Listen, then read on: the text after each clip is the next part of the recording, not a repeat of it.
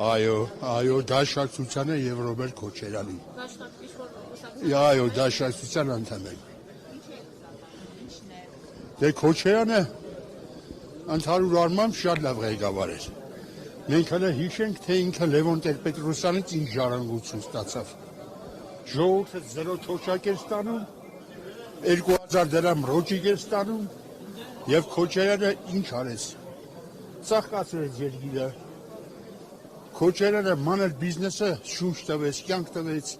այսինքն մարդը կարողանում էր իր բակում մի հատ կրպակ դնել, սիգարետ հաստացել ապրել։ Մանր բիզնեսը զարգացրեց Քոչարյանը եւ շատ ճիշտ ինչպես չէ ասի նախ տեսեք մոնոպոլիան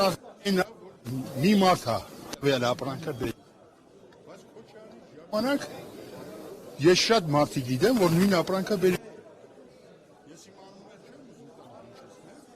բայց շատ մարդիկ գիտեմ որ օրինակ բերում էին խոսքը օրինակ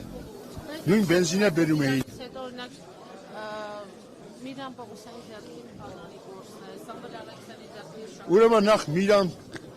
Միրան Պողոսյանը Քոչյանի օրոք չէր Քոչյանի օրոք չէր Միրան Պողոսյանը երկրորդը Քոչյանը թույլ չէր տա որպեսզի մոնոպոլիան ծաղկեր զարգանար եւ հետո ամենակարևորը Քոչյանի ժամանակ պատերազմ չեղավ ու չերել լինի եթե ինքը լիներ չերել լինի չէ հիմա ես չեմ կարող ասեմ հիմա ոնց որ ասում են կատարվածքը հիմա չես կարող ասես ամբողջ տարածաշրջանն է տենց